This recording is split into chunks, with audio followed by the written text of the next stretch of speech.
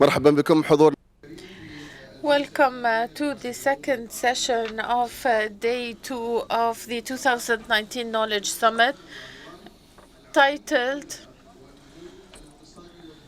Decent Work and Economic Growth, Two Sides of a Coin.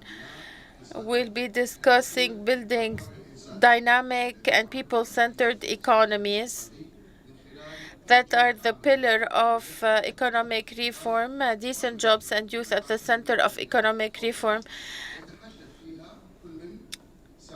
In this session, we'll have His Excellency Hussein Al Mahmoudi, CEO of Sharjah Research and Development Technology and Innovation Park, Dr. Margarita Dresnik, Senior Fellow, the Global Federation of Competitiveness Councils, Mr. Azmat Abdel Muminov, Deputy Secretary of the Security Council of Kazakhstan. The session will be moderated by Ms. Maya Hjeh, Senior Presenter, Dubai TV. Also, we have with us Dr. Zain El Sharif, Economics Consultant at the Ministry of Human Resources and Emiratization. Thank you. Dr. Zain. Since there was an oversight, let us start with you and with your presentation, and then we'll continue with our panel discussion. The floor is yours, Doctor. In the name of God, the most gracious, the most merciful, I'm honored to participate today in this knowledge summit. I will summarize my presentation because of time restrictions. I will give a very quick presentation about decent work.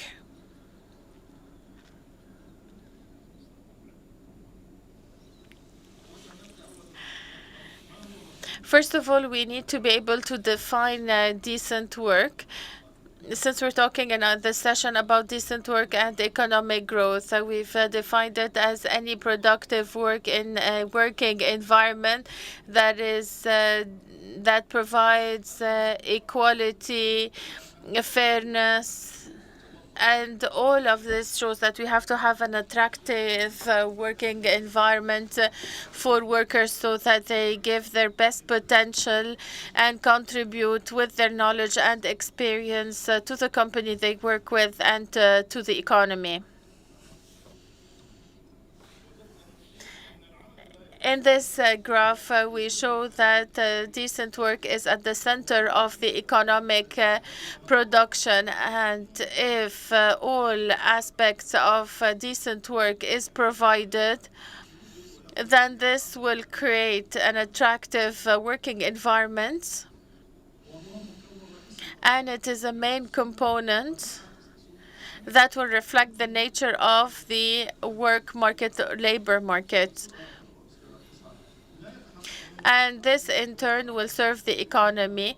Economic growth cannot be achieved unless all dimensions are provided. One of these components is high quality working environment in a stable environment where people have stability and peace of mind, where workers are encouraged to give the best they have.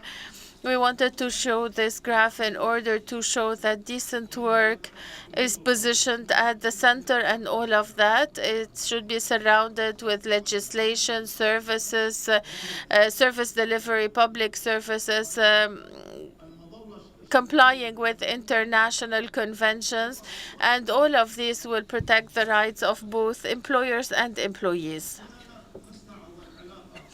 Here, in short, we talk about the complementarity between decent work and economic growth.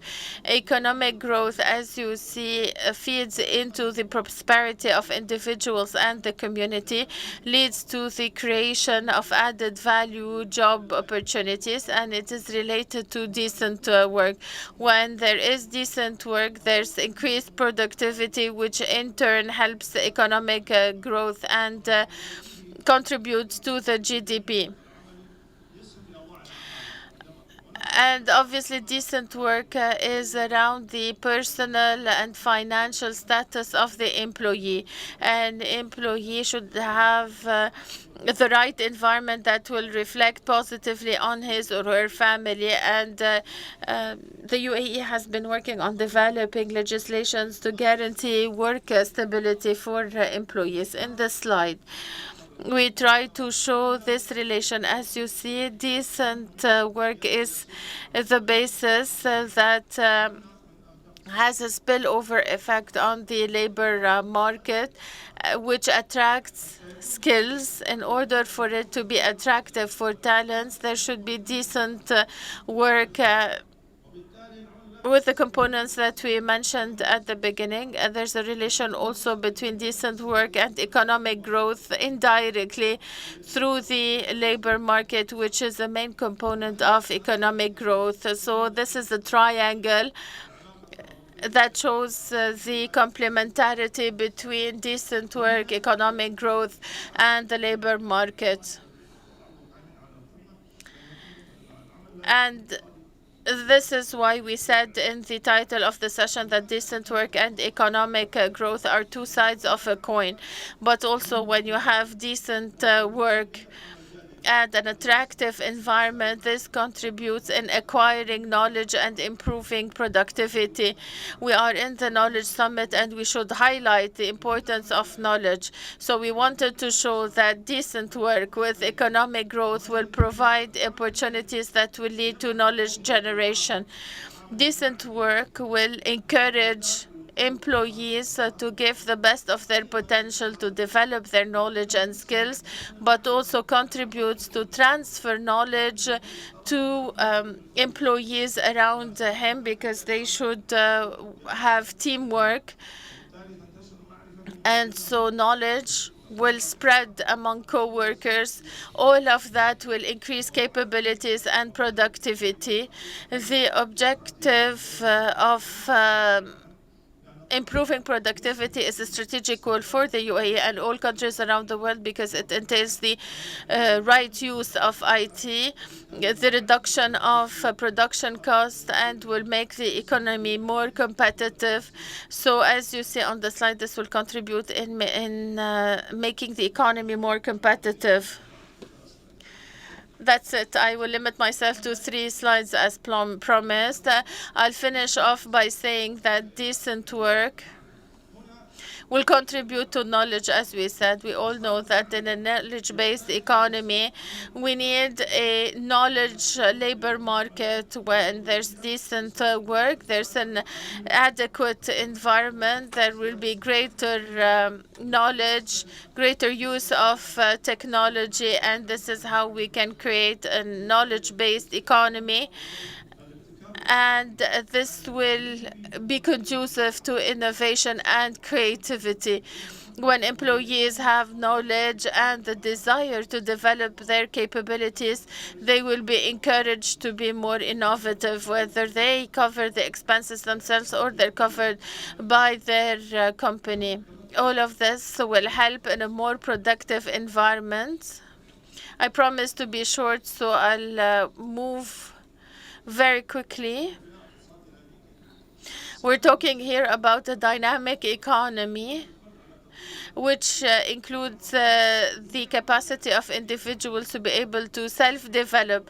And this also is related to the adequate working environment where the employee is capable of developing his own capacities, acquire the skills. I'm focusing on the last point, which looks at science and technology in the education system, which makes our education system a dynamic system. This is another point to be added to the triangle we talked about. A good education will help in providing the needed talents to the labor market. And as long as we have decent work and a good labor market, we'll also be able to attract talents from abroad, and all of this will feed into economic growth.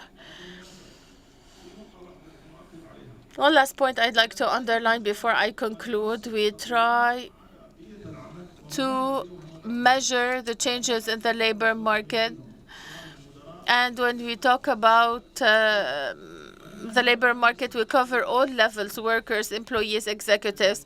We're in the process of measuring economic growth that can create high quality job generation. If it continues, this will have a positive impact on the input output, on the multiplier, and that will help us measure the benefits for private sector employees from economic growth, because the level of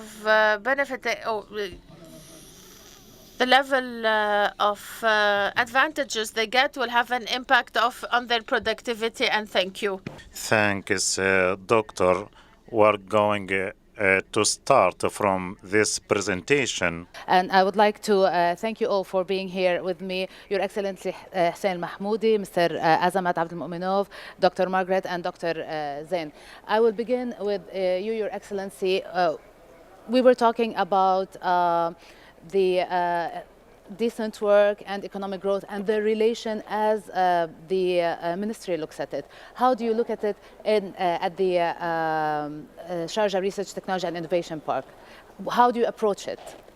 Thank you very much.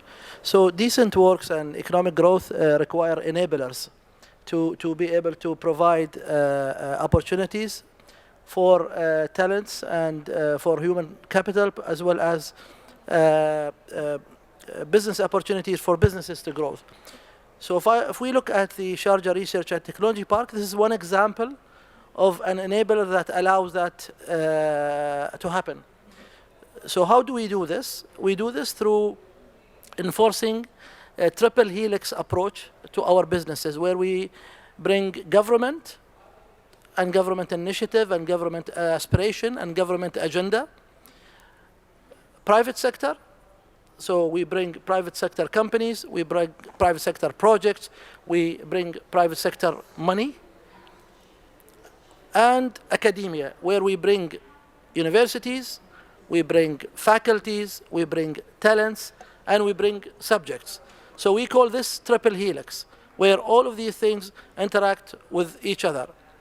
What a platform like the technology parks allow for decent work to happen is it brings new emerging technologies, new emerging opportunities that defines the future. So today, for example, if we look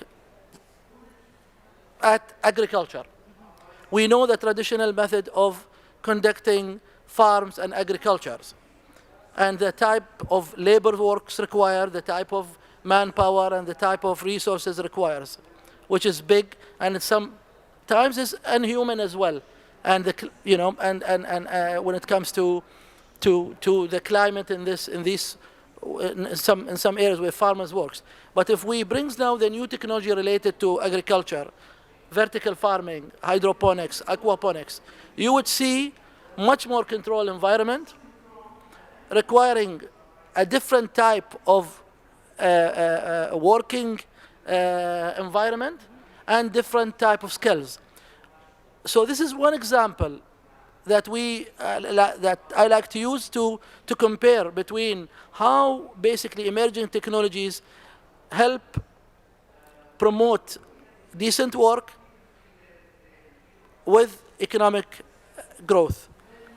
So today, when we use new emerging technologies in agriculture, the productivity is better, the business opportunities is better, you are developing new technologies, and you are also empowering and training and developing your human capital, therefore making them make more money and having better working environments. So that's one example of how we do it. So with the focus on human capital, we'd love to get back to that. But Dr. Margarita, I would like to ask you about this Triple Helix, the partnership between the private sector, the public sector, and technology and education, the academic sector. How do you read this from your work in the research in that department? Thank you, Maya, and thank you for having me. I think this triple helix approach, which has been tested in many countries as well and applied very successfully, is really crucial to advancing along some of the transformations that we're looking at. And the colleague was talking about agricultural sector, but it also applied to many other sectors. In order to really have a transformational impact on the society and create new sources of growth, you need to understand the different sides of the coin, right? So you need to understand the academic perspective, so the research perspective, the business perspective, and the public sector perspective as well. Because you need to adapt regulation, you need to take into account where the business sector stand, what the business sector needs, and what the latest research outcomes are. So it is really important that we work with the different stakeholders, and this is really a defining feature of future-oriented public policy, I would say, and especially for innovation in those transformative areas such as, sustainability, such as new way of providing food security in agriculture, such as, transition towards a low-carbon economy, all those things, all those global challenges that we're talking about today, and where the growth opportunities also lie, right? This is where we are going to create the growth engines for tomorrow. So in those areas, it's really important that we look at the different sectors, and this is the most advanced countries in that space. Sweden, for example, Netherlands, they all have applied the triple helix approach, and their particular strength is actually that they are able to bring the different stakeholders together and to move forward together. Where do you see areas that this could grow further? I think what's really important is that those, when you take a look at the triple helix approach, there is one area which is probably underestimated, which is the social innovation area, right? So a lot of it has been applied to scientific innovations, and it's very important in technological innovation. But I think a lot of the potential progress and the potential opportunities will come from changes in processes and how we change actually the delivery mechanisms, how we change the behavior of people as well. So this is where we really have a great opportunity of taking this even one step further, and taking a look at behavioral sciences, for example, or some of the outcomes that have been applied is really important. Okay, thank you. Mr. Azamat, let's look at the Kazakhstan model. Is there any approach in that direction that we can see and we can feel now? I think there is a strong correlation between decent work and people's right to work. The concept of the right to work is very old, and it comes from a century-old concept, ideas. But if we dissect it, if we decompose that to our current situation, it's a right for the worker to commute, a right to have a decent housing, a right to have the transparent payment. It is followed by many other aspects that in many countries, governments have to approach differently depending on its climate, economic situation, the type of economy. In Kazakhstan, we are very, in terms of size, we are huge and small in population. We have about 2 persons per square kilometer density, and probably it's the size of 4 Texas country with 18 million people only. So the challenge for us has been these mono-cities, where we have about 50 small mono-cities that were built in the planned economy around one specific industry or oil field or copper field, which is very dependent on the world market, depending on the copper price or oil price, where the whole economy around one town is built just on one index. And that builds the risk area for the youth, for them to build the future, to focus on what professions they need and where should they focus. And for us, the challenge is to focus probably on 3 or 4 big, we don't call it mega cities, because for Kazakhstan, a mega city is 1 million 1 million people size city. Okay. So we would like them eventually to refocus or to move to this 3-4 city conglomerates or urban conglomerates. But then if you're moving from those mono cities that are directed in one industry and you're moving to mega cities, will there not be less opportunities? My guess that there will be more opportunities, but Okay. there are more challenges to the municipalities to bring the infrastructure, to bring the decent conditions for the young people to come, get education, get professional skills, get the housing, get the opportunity to commute and to get to those jobs easily.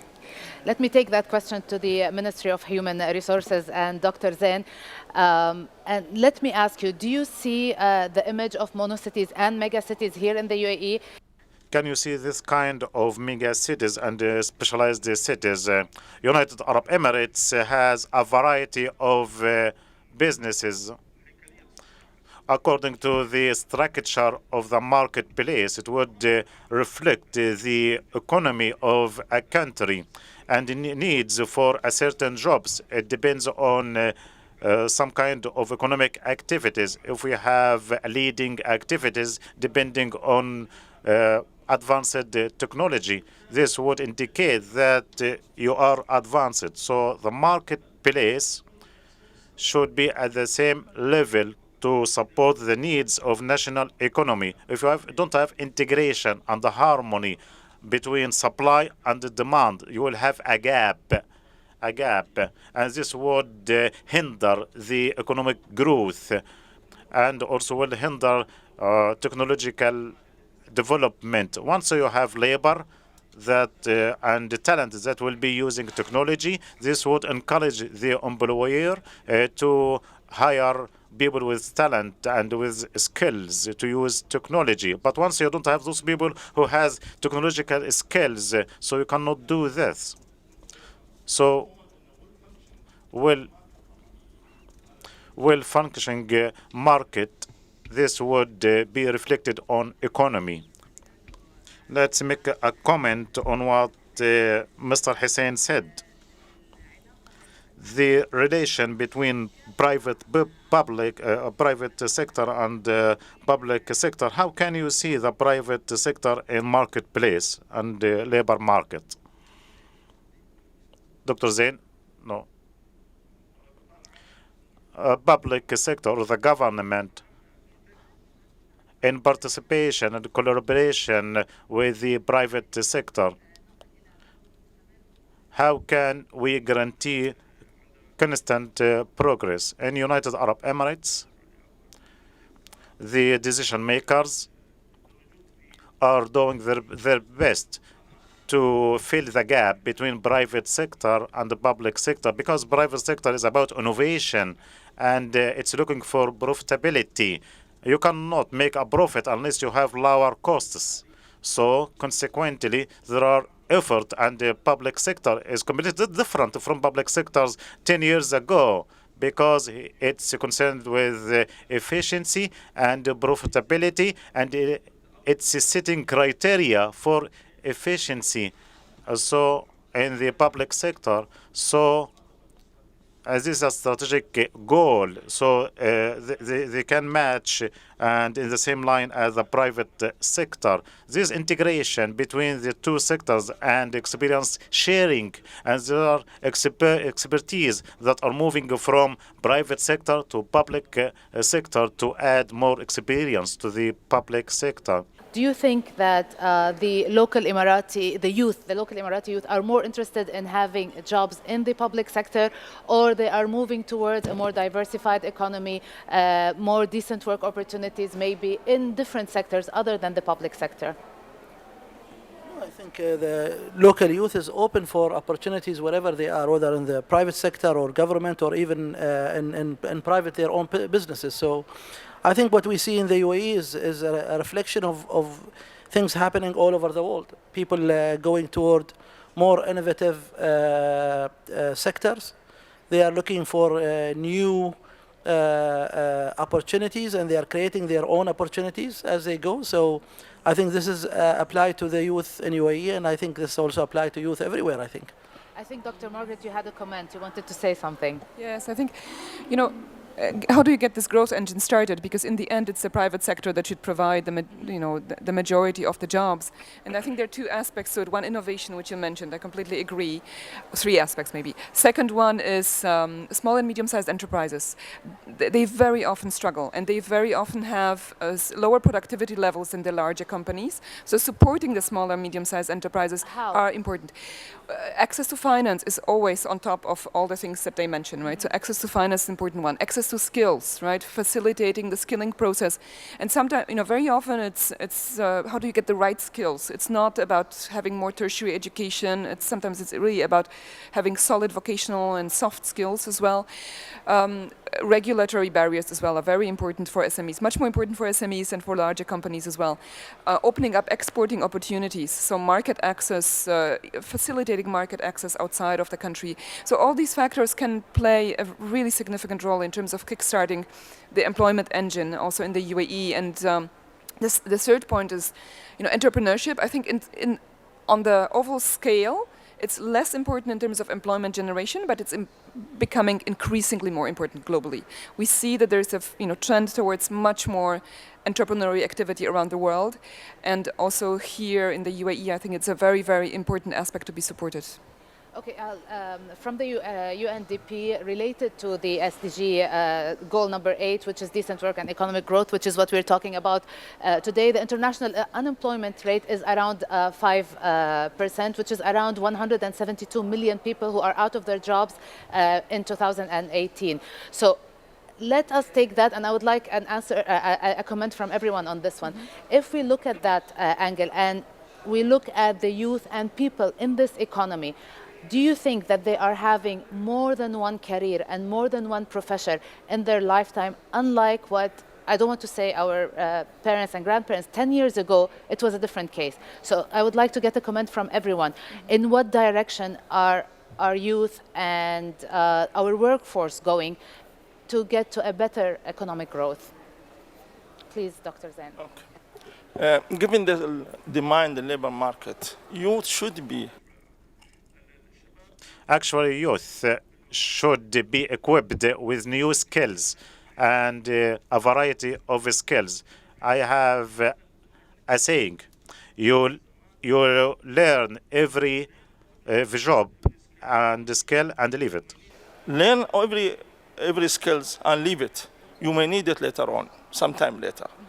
That is in old before, but still they are working in one occupation, as you mentioned. But they have in mind they can work another. Now, no, there's diversification of economy. There is also very different skills, different job, and these jobs acquire different knowledge, different level of skills. Someone should put it together. They have to combine it together so he can achieve successful in his career path. And that's what's happening now, of course, in UAE with Believe It There. I think the reflection of the timing of the youth and changing is the reflection of the economy. So if you look at the old economies and industries like oil and gas, and these are old industries and they've been forever. But if you look at the new companies, Google, Apple, I don't know, Facebook, Instagram, these are very young companies, and they tend to have shorter lifespan as well.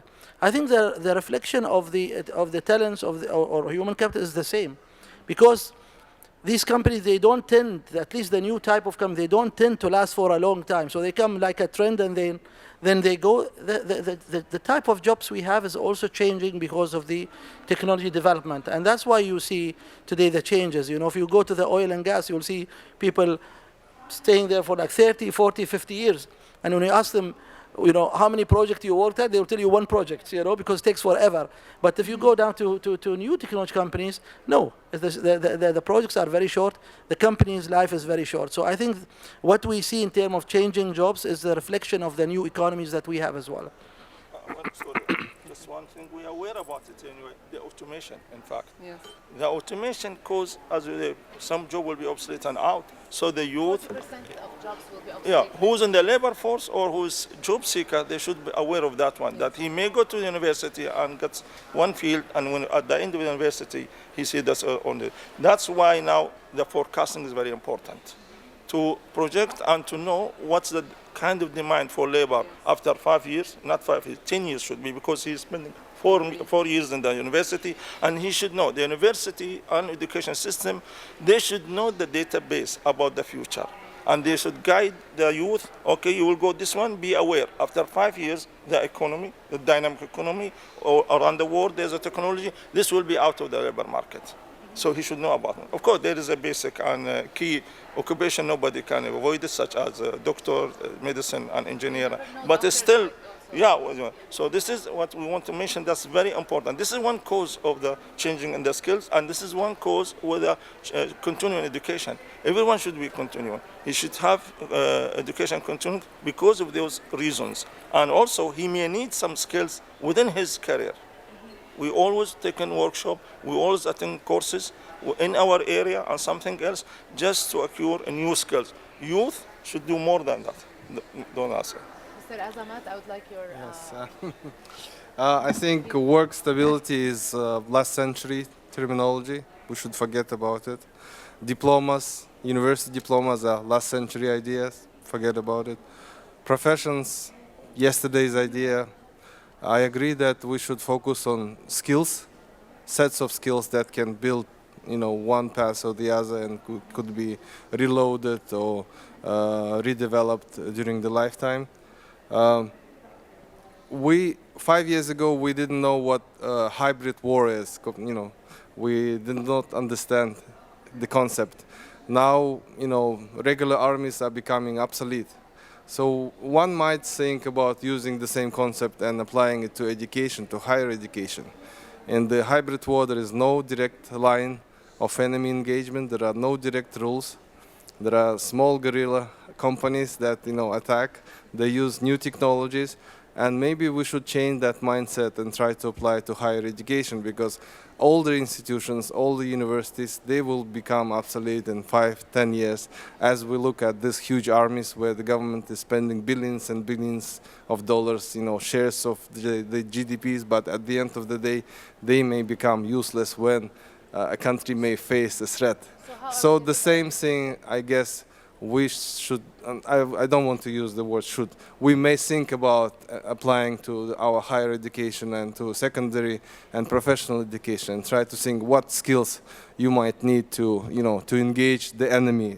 By enemy, I mean, the, not automation, but I guess social war on poverty, or war on, on those type of things. Not. So 34% of the world now lives in the middle class, but still there's a large percentage that is in poverty, in physical poverty. And this is something that the Sustainable Development Goals are trying to fix before 2030. Let's go back to talking about employment and the employment force and the informal workforce in the world. 2 billion people of the workforce, which is 61% of the international workforce, is informal. How can that be avoided in our economies? Also, I would like to direct that question to everyone, and whoever would like to answer first. How can we avoid this in our economies, and how can we create a happy workforce for these youth to be more involved in the economy in order to get to the economic growth? Doctor.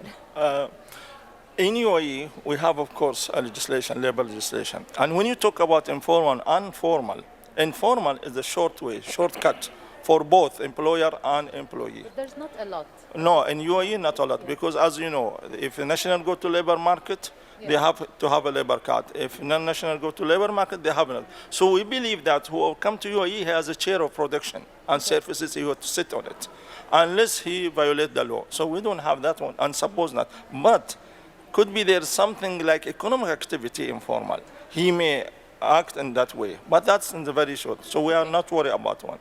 But around the world, I believe that there's different cases for each country.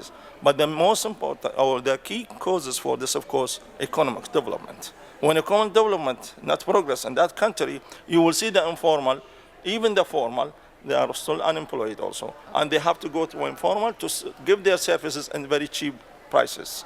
And of course, the employer and production, he want to reduce the cost course. and take them in that case. And so this is the way we go on that.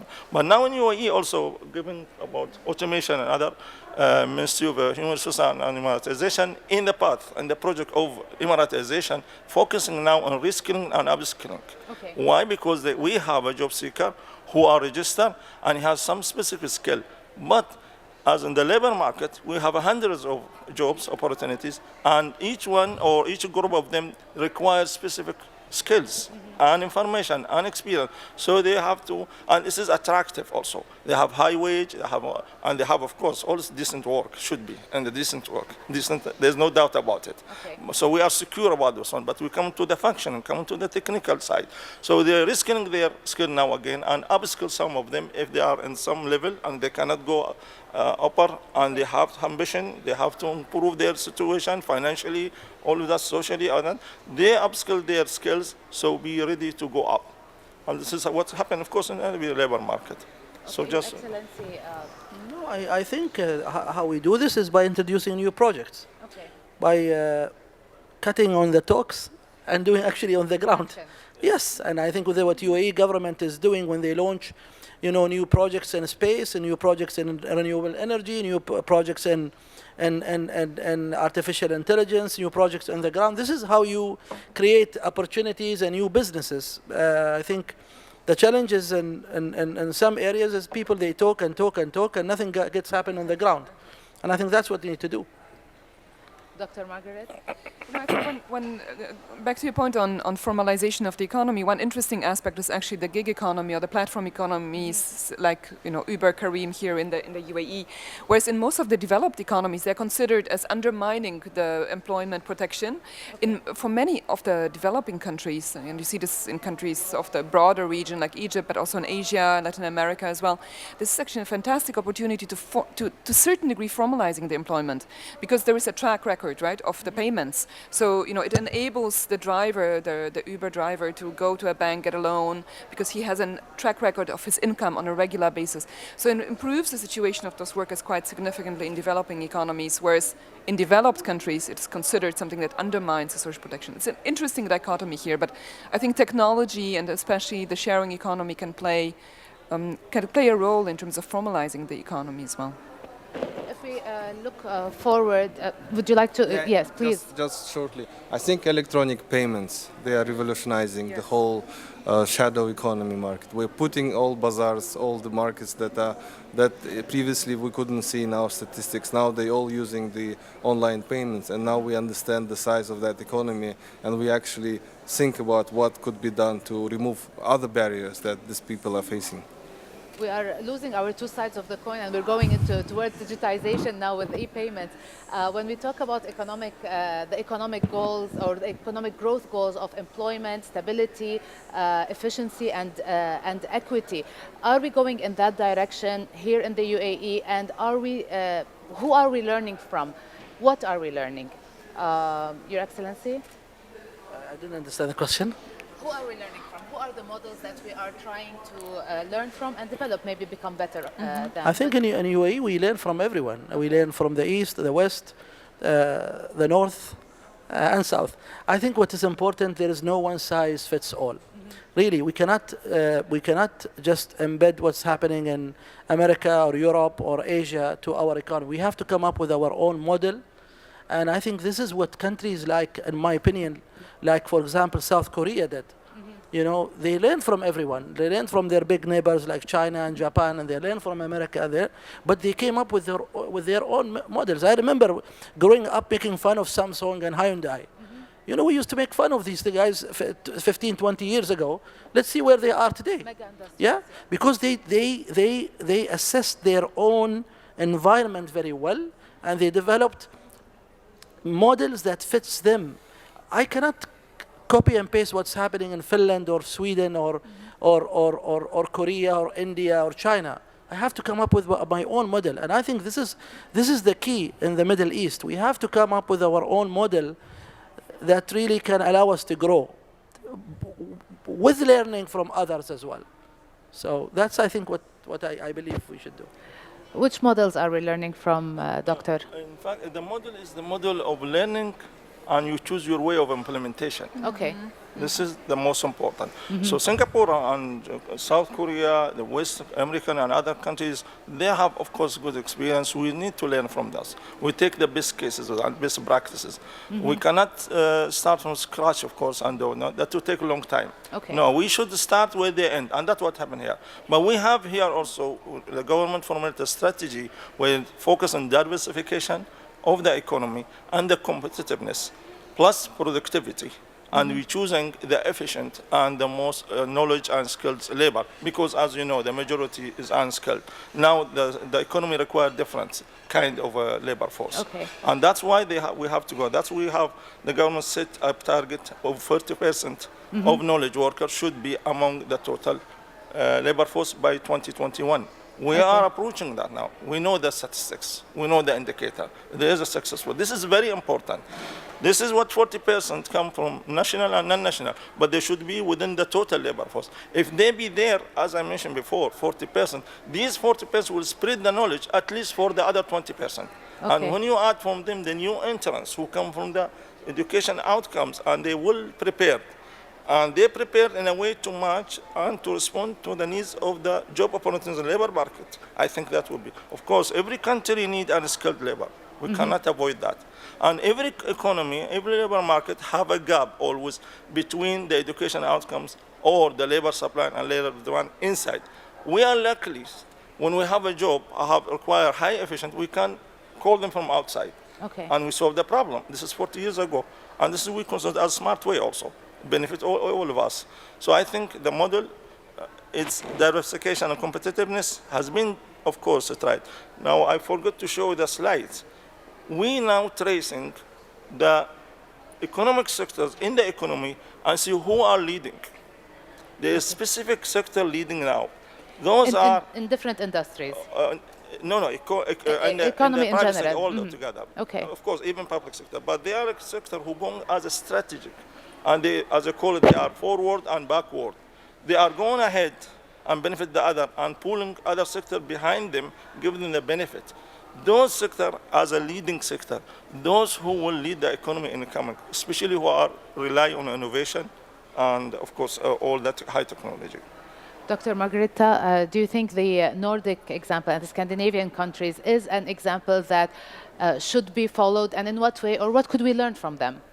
Yes, I think so. There's definitely not in a one-to-one way to be applied to the region, because this would not work. The Nordic example is very specific.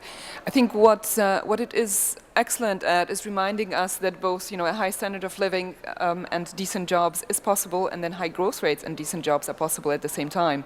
Because very often we tend to say, productivity and decent jobs, they don't go hand in hand. I'm glad to hear this is not the case, how you look at this in the UAE as well. So what is interesting in the Nordic model is the access to opportunities, for example, the fact that education systems, and even at the youngest age, preschool education already picks up the students very, very early. Teaches them in terms of creativity. It's a very different education system than we see in many other countries in the world. Okay. And I agree that it's not necessarily a question of tertiary education, actually. The skills that you will need for the future are actually the skills that you learn in preschool, that you learn at primary school level, and this is increasingly also confirmed by research, and this is where those countries focus as well very strongly. So they focus on a different type of learning, more project-based learning, more problem-solving skills, and this is something that definitely any country can learn from the Nordic examples. There are also other countries that have managed actually to maintain. Singapore and South Korea as well. Exactly, South Korea, Singapore as well. Also Eastern European countries that have actually done very well. Poland has had 30 years of uninterrupted growth. And Slovenia as well. So there's a number of countries that have managed to combine very high growth rates with low income inequality. And I think it's worthwhile to look at what some of those countries have done. The strength of institutions, the strength of education system, the role of skills and entrepreneurship and creativity as well in this context. Mr. Azamat, I would like to get your opinion as well. What would you like? What model would you like to learn from before we move to talk about the SMEs and the youth? I think the most important thing is to learn from own mistakes, because we jump from one model to another without actually looking what went wrong on our own, in our own system. And the acceptance of failure is also very important. We did survey young NEET generation, basically in those mono cities, and with the help of UNDP, and the experts saying they have everything. They have skills, they have education. What they're missing is confidence. Confidence and tolerance to failure. So I think these are two very important things that also are given in preschool and in kindergartens. If that ability are not learned and this tolerance is not, raised on those on these small levels, when kids are so young, it's very difficult to deal with them when they are in teenage and early 20s. Thank you. Do we have any questions? Would you like to say something? Yes, please. Just short. Talking about the model is very important. Take me to other model. Country has a customized model for it, economy model, of course. That means it has to be ready to make it, every requirement is available. And then one of them, of course, as I mentioned, we learn from the mistake and learn from our friends around us. But of course, we need to read the future also. Okay. And that's what the UAE also focus on. Now, IMF, I see a report they describe, of course, UAE considered before as a developing economy. Now there's a matured economy. Hopefully we'll come to develop one. We believe it's developed, but there's other requirement for that. But to do that one, we have to keep and preserve and retain what we achieve now, economically, socially, technology, and other. But to take an advance, we need to read that, the future. That's why in the ministry now, we are adopting some projects that to read the future of GDP. We don't need to wait for the World Bank now and IMF. We have our own projection of GDP. Okay. And it's a proof that our model is fast because it's come valid. How? We expecting the growth rate in 2018, 1.73, whatever, 2. We have our model say 2%, so they are close. Now we are expecting the GDP to come to 2.45. The IMF also revised their expectation from 3% to 2.5. It's Which less, is close to your, yeah. but it's close. So now we are on the right path. We're also projecting the future of demand for labor and what kind of demand. So that will take it to Ministry of Education. And that we will improve the consistency and the matching between education outcome and labor needs in the coming years. This is very important. If we don't start today, we will be late tomorrow. Yeah. If we start tomorrow, we'll be late later on. So that's what also focus on. This is one of new technique. Thank you. So can we take some questions before we move on? Yeah, I think we have questions. My question to Dr. Zain. Dr. Zain, don't embarrass me. As Dr. Margaret said, that it's not only about education, but it's about vocational training, about training, and we have so much skills. As you said, you have sustainable development of these skills. Now we have people with skills, but his area was saturated or it's overplus. So how can we move the talents of such person to move from one area which is good at, and I transfer him or her to another area? Do you have like a transformational training? Now the human storage, once they are graduated from university, sometimes the ministry, they can provide training courses and to upscale their skills and to acquire them other skills that will be that are needed by other sectors, and this would take time. So it takes a month.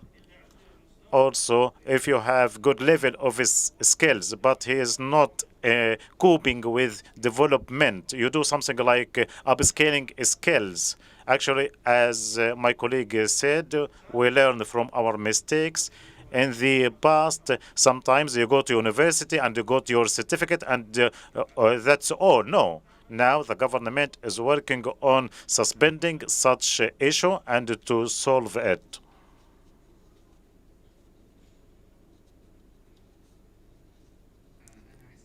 I am Hussein Saraira from Jordan. I have 3 questions. The first question, youth is not convinced with is only convinced with government jobs. And it means that the private sector has a problem in contracts with the youth. How can you sort out such a problem to protect the rights of laborers who are working in private sector? The second question in relation to vocational training and the technical training. It seems that our youth are away from such kind of training and jobs. We are suffering hard economic conditions, but it seems that youth are keeping a distance far from the vocational training because they are subject to injuries without any social security. And also, what is the impact of decent work and the protection of the youth against extremism, and also to make them focus on peace and security? I think the question is addressed to you. The last question, the decent work, is about attractive work environment. There must be incentives. So youth should be attracted to such kind of work and shouldn't be attracted to other environment.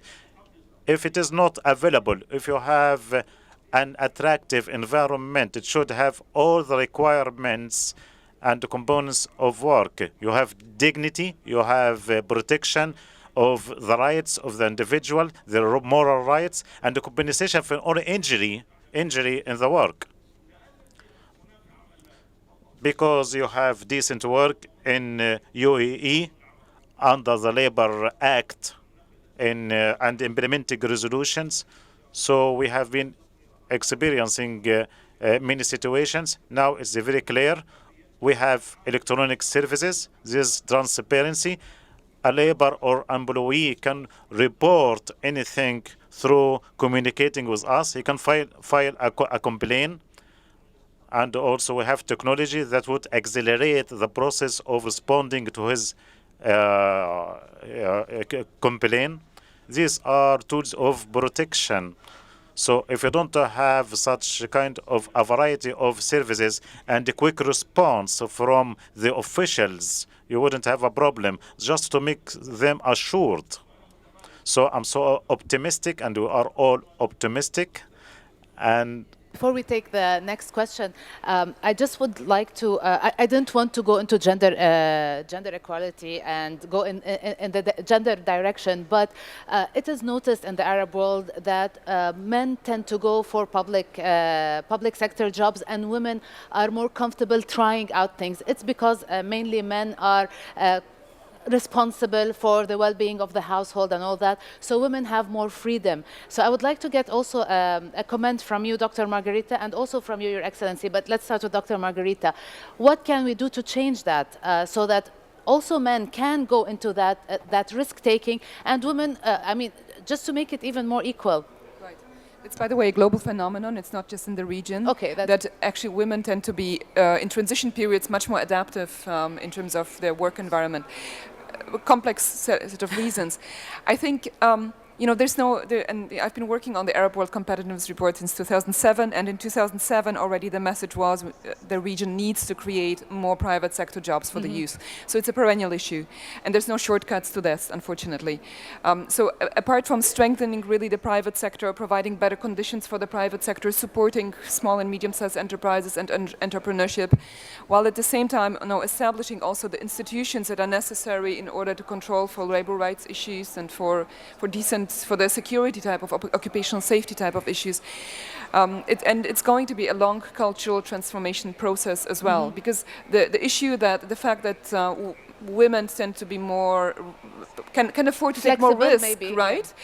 It links back to the fact that, you know, somebody needs to provide the living for the family. These are usually the men, and the women have probably more flexibility in this respect. So I think a couple of things. There's actually been some research done on the attitudes towards what's the optimal level of risk taking, right? Okay. And it's not always, what makes people happy is not always to have the stable job for life, actually. So rethinking what it means to have job security is very important. Job security may mean that you change the job in the course of your lifetime. Back to the point you said, this is where we are going anyway. We need to reskill, we need to be able to have a certain amount of flexibility as well.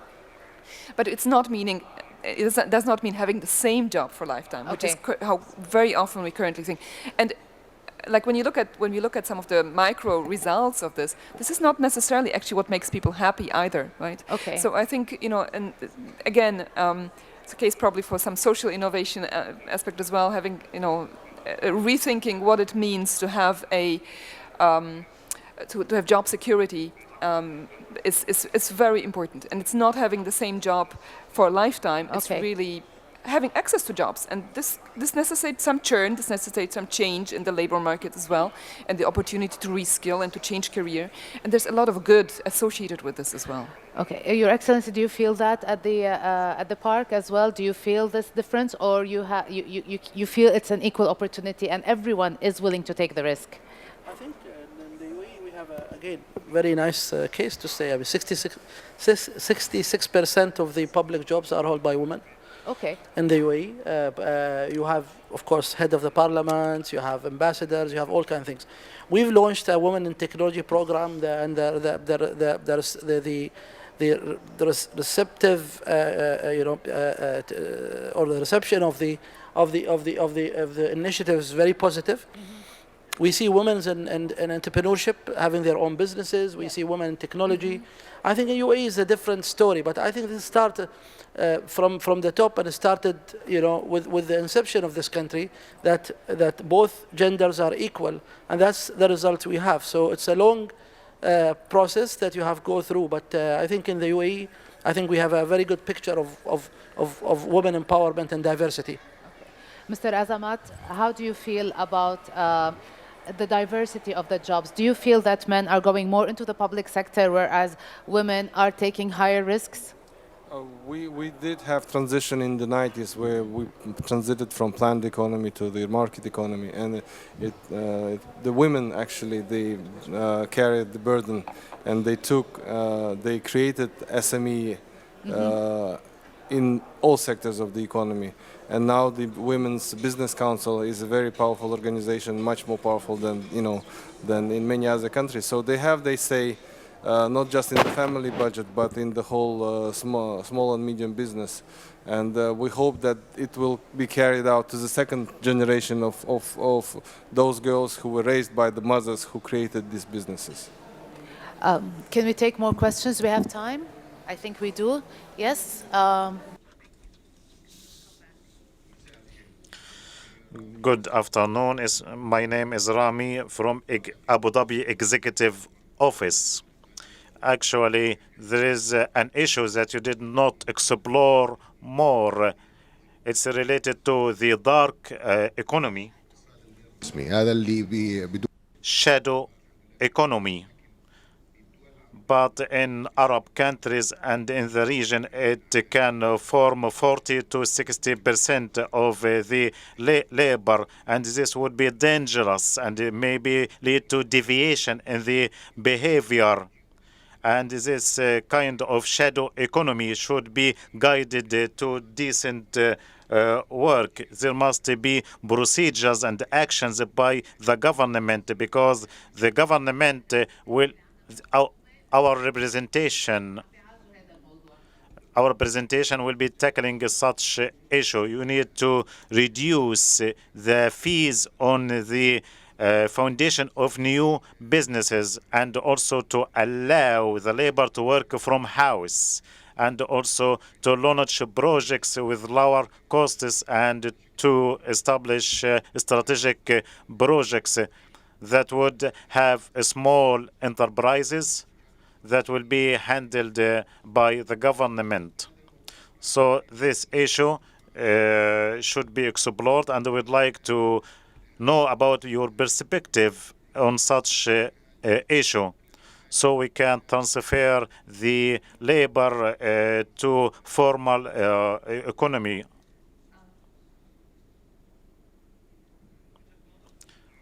From the perspective of labor market include such issues, but the United Arab Emirates don't have this.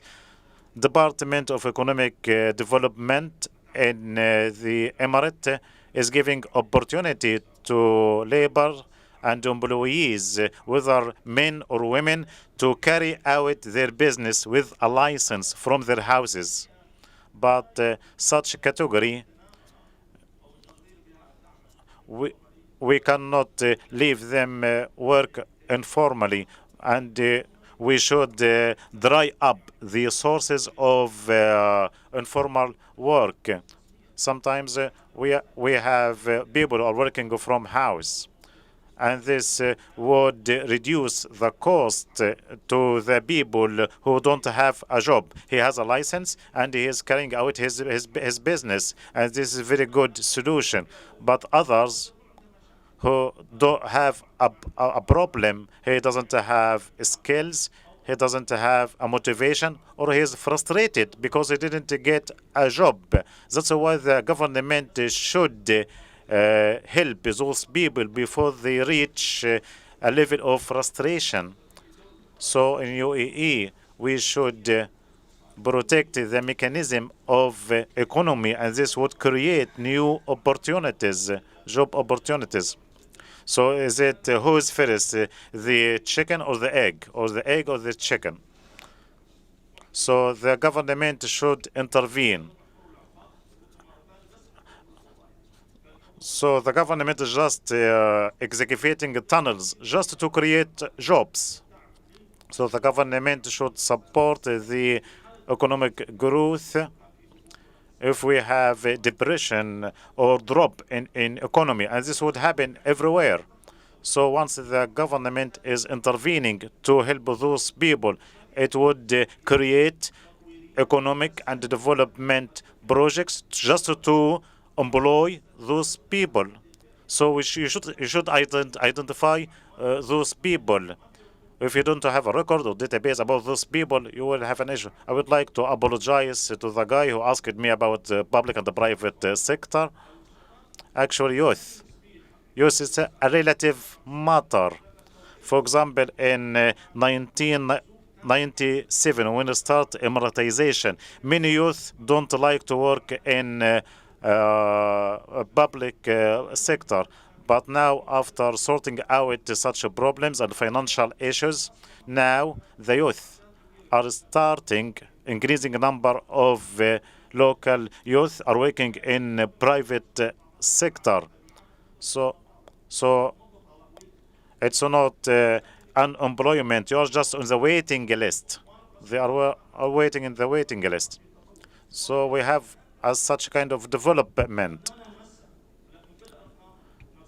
So, if we monitor any positive index, this would give incentive to the officials. In relation to the question that we got before related to the undisclosed workforce, regionally, we heard from the Emirati angle that this is not the case. This is controlled in the UAE. Regionally, could it be controlled? Could we be informed about it? In the region, Dr. Margarita?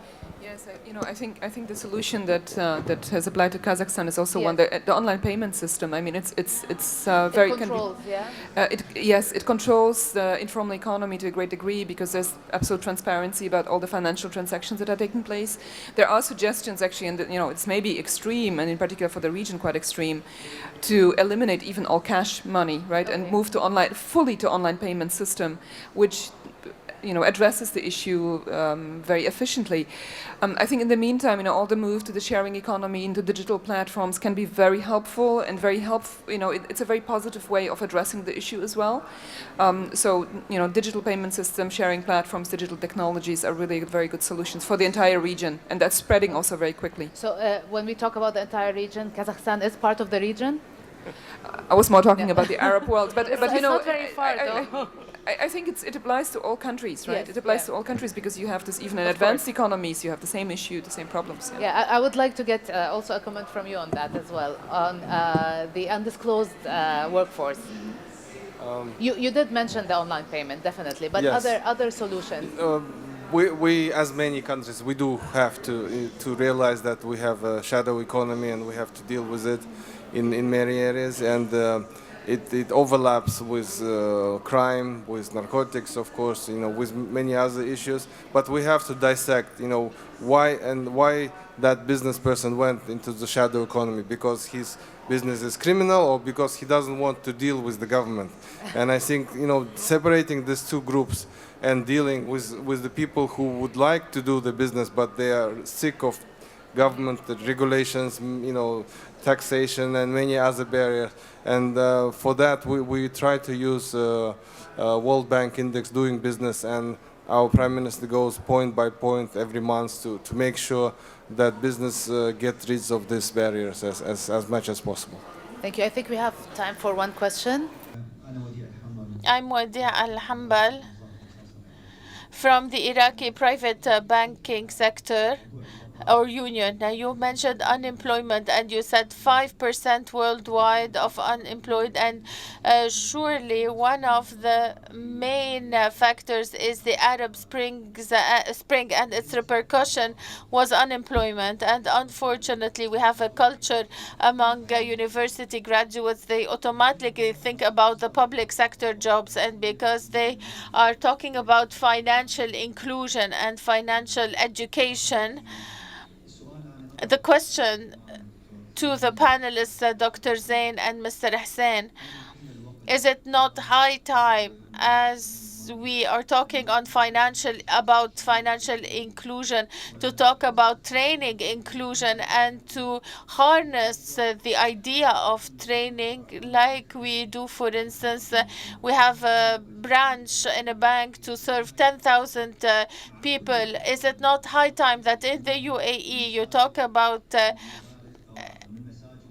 training inclusion? In addition to all the charity work you do, I think that you should also work on education inclusion like we work on financial inclusion. Is it not time for that, you think?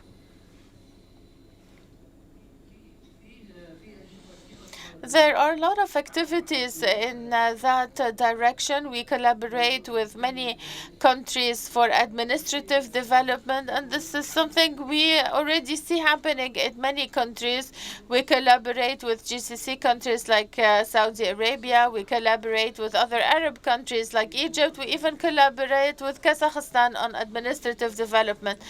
This is something already happening in terms of governance. We have a big program with Kazakhstan, and maybe our fellow panelists can talk about that. There's a comprehensive program, joint program between the UAE and Kazakhstan. I also mentioned examples with some Arab countries, so we already put in place such programs. Like Hussein has said, actually, the Arab League is responsible for that. Countries meet in the Arab League and come to conventions, put in place programs. Also, they are members in the ILO and they provide services. But regionally, the Arab League is in charge of that. There are training centers. There's a training center in Tunisia, and there's a conference held every 2 years, which is the training conference that was held once in Jeddah and in other area or other cities of the region. Maybe what you're talking about needs to have more visibility, to be enhanced and expanded horizontally and vertically. Do we have time for one last question?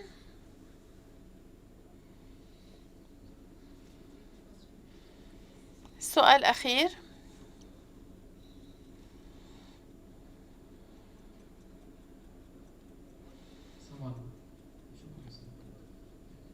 Thank you. My question is about human resources. I am from Egypt and I work in law. When an employee wants to receive his benefits, he has to provide an IBAN or a credit card, and laborers often have a dispute with their employer. They might not have their passport with them. They might not have any documents, so there's a difficulty when laborers are asked in court to provide a credit card so that they can transfer their dues to their account. Already they are facing problems with their employers. Their employers have their papers and they cannot receive their dues. So I think that we need to work on that. It was possible to pay by check, and now it's no longer possible to pay by check. It has to be through a bank transfer. Many have dues that are still at court and they cannot receive them. I'm not sure if Dr. Zain is the competent person to answer that. I think that I need to upscale my skills to be able to answer this question, actually.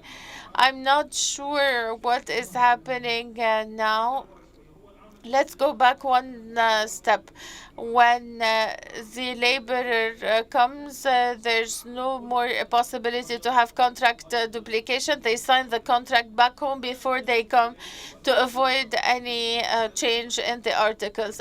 We also have the WPS, which is a wage protection system that was implemented a few years back for laborers to make sure they can receive their salaries and their dues. As for the example you are talking about, I think it's resolved through Tawafuq, which was launched initially when there's mediation or reconciliation or a court order. There's a way to get their dues, but once we get to court, I'm not sure. I can't respond to that question. I think our time is up. Sadly, we would have wanted to ask to get more questions from the audience, but we cannot. Mr. Azamat, Dr. Marguerite, Dr. Zain, and Your Excellency, thank you very much for being with us today, and thank you, dear audience, for attending this session. Thank you very much to the panelists and the moderator. We now will be handing out the certificates of appreciation for this second session.